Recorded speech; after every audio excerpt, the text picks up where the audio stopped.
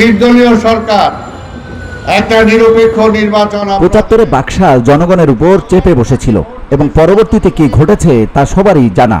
তাই ৭৫ থেকে শিক্ষা নিয়ে অন্তর্বর্তী সরকারকে আগামী দিনে রাষ্ট্র পরিচালনার আহ্বান জানিয়েছেন বিএনপি চেয়ারপারসনের উপদেষ্টা আব্দুস সালাম। জাতীয় প্রেস ক্লাবের সামনে এক বিক্ষোভ সমাবেশে অংশ নিয়ে এই বিএনপি নেতা বলেন, নিরপেক্ষ নির্বাচন দিলে বিএনপি ক্ষমতায় এসে যাবে। তাই কখনোই নিরপেক্ষ নির্বাচন দিতে রাজি হননি শেখ হাসিনা। এরকম কোনো চিন্তা অন্তর্বর্তী সরকারের আছে কিনা এমন প্রশ্ন করেন আব্দুস সালাম। এই কারণে হাসিনাকে আমরা বলতে শুনছি, সেই জন্য আমরা হাসিনাকে বলতে শুনছি কিসের জন্য নির্বাচন দিব, তারেক আইসা দেশ চালাবো এটার জন্য। আজকে এই সরকারের মধ্যেও কি কারো মাথায় ওই ভূত আছে কিনা যে নির্বাচন দিলে যদি আবার বিএনপি চলে আসে? আরে ভাই, নির্বাচন দিলে তো বিএনপি আসবেই, এই ব্যাপারে কি কারো কোনো সন্দেহ আছে? দেশবাসীর সন্দেহ নাই। আর যদি আপনারা বিএনপি ঠেকানোর মতো কিছু চিন্তা করেন, তাহলে তো আপনাদের চিন্তা ভাবনা অন্য কিছু আছে মনে হবে। আমরা বিশ্বাস করতে চাই না সেটা, আমরা বিশ্বাস করতে চাই না। এই সরকার একটি নিরপেক্ষ সরকার। কিছু কিছু সংস্কার করে যত দ্রুত সম্ভব একটা নির্বাচন দেওয়া যায়, কিন্তু আমরা দেখতে পাচ্ছি 3 মাসের অধিক সময় চলে যাচ্ছে এবং এই সময়টা খুব কম না। সরকার বলছে ধৈর্য ধরতে হবে, আমরা সংস্কার করে নির্বাচন দেব।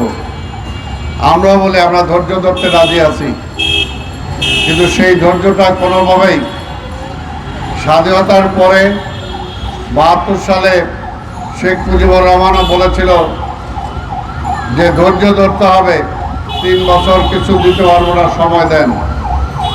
কিন্তু 3 বছরের মধ্যে যখন এই দেশে দুর্ভিক্ষ উপহার তারা দিয়েছে, মানুষ না খেয়ে মারা গিয়েছে, সেনাবাহিনীতে কু কাউন্টার কু হয়েছে, শিক্ষা প্রতিষ্ঠানগুলোতে পড়াশোনার বদলে অটো পাস হয়েছে, এবং সর্বোপরি সকল রাজনৈতিক দল নিষিদ্ধ করে যখন এক দল গঠন করা হয়েছে, তখন কিন্তু আর মানুষ বসে থাকে নাই। তাই আজকে এই সরকারকেও বলবো ইতিহাস থেকে শিক্ষা নেওয়ার জন্য। তিনি বলেন, এই সরকার এখন পর্যন্ত নিত্যপণ্যের দাম কমাতে পারেনি, একটি নিরপেক্ষ নির্বাচনের রূপরেখাও এখন পর্যন্ত তৈরি করতে পারেনি এই অন্তর্বর্তীকালীন সরকার। তাহলে এই 3 মাসে এই সরকার কি কি কাজ করেছে জনগণ তা জানতে চায় বলেও মন্তব্য করেন তিনি। 3 মাসে কিন্তু চাল ডাল তেলের নুনের দাম কমে নাই, বিদ্যুতের দাম কমে নাই, পানির দাম কমে নাই, গ্যাসের দাম কমে নাই, মানুষের দৈনন্দিন জীবনযাত্রার মান উন্নয়ন হয় নাই।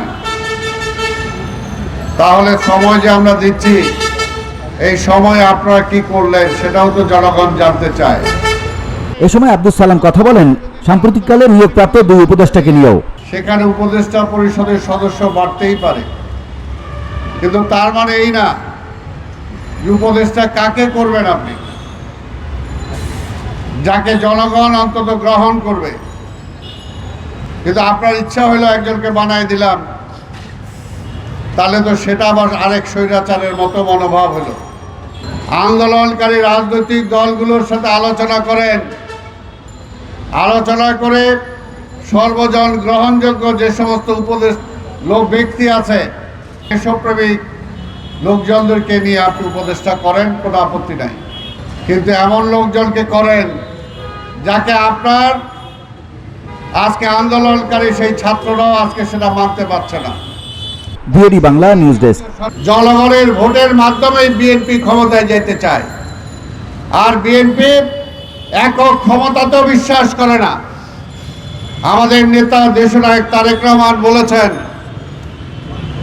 আমরা যদি নির্বাচিত হই তাহলে আন্দোলনকারী সকল দলকে নিয়ে আমরা জাতীয় সরকার গঠন করব।